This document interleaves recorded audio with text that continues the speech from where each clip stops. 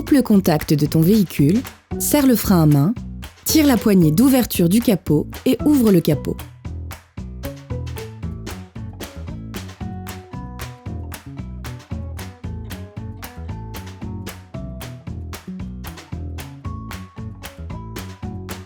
Ouvre ton bouchon de remplissage d'huile, cela facilitera l'écoulement de l'huile lors de la vidange.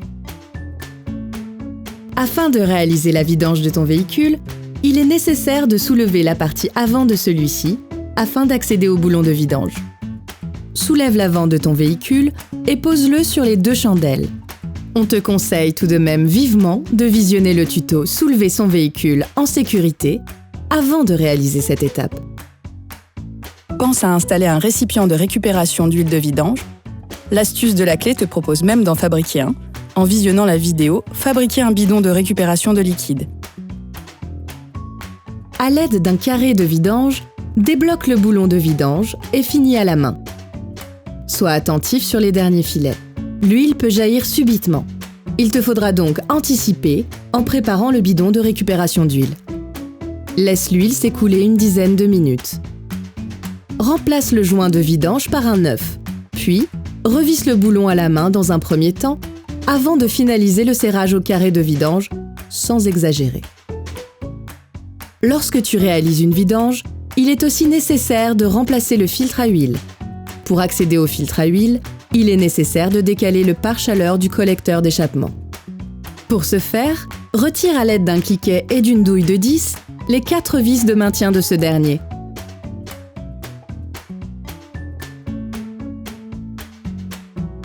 Nul besoin de le retirer entièrement, recule-le vers le radiateur et fais-le pivoter vers ta gauche afin de dégager l'accès au filtre.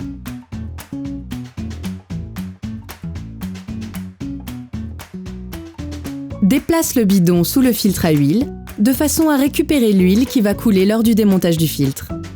Avec un cliquet, une grande rallonge et une douille de 27, débloque le flasque du filtre à huile. Une fois que cela est possible, finis la dépose à la main.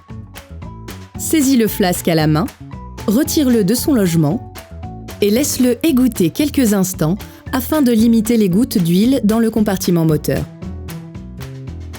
Lorsqu'il sort, oriente-le vers le haut de manière à éviter de renverser de l'huile.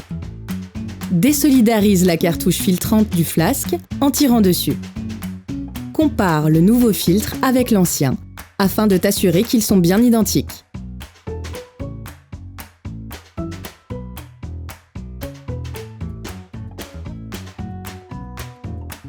À l'aide d'un tournevis plat assez fin, retire le joint torique en caoutchouc qui se situe en dessous de la collerette du flasque. Remplace-le par celui fourni dans la boîte du nouveau filtre.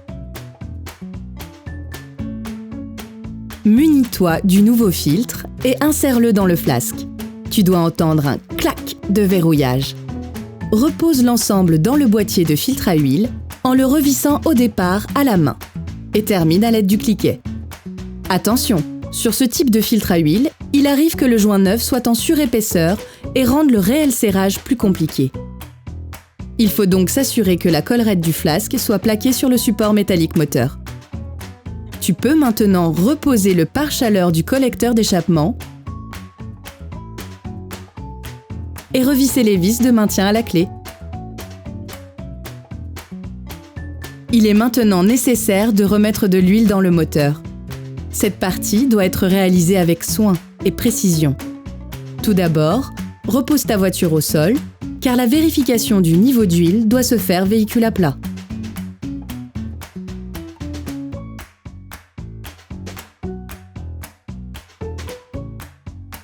Commence par mettre 90% de la quantité préconisée, cela te permet de garder une marge correcte pour l'ajustement du niveau d'huile.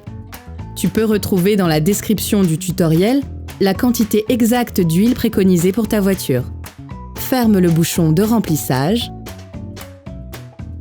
démarre et laisse tourner ta voiture pendant 5 secondes. Cela permet de remplir le filtre à huile. Retire la jauge d'huile et essuie-la. Replonge-la dans son étui. Retire-la à nouveau et visualise le niveau d'huile. le niveau optimal se trouve proche du maximum. Mais attention toutefois à ne jamais le dépasser. En fonction du niveau indiqué sur la jauge, réajuste jusqu'à obtenir un niveau optimal.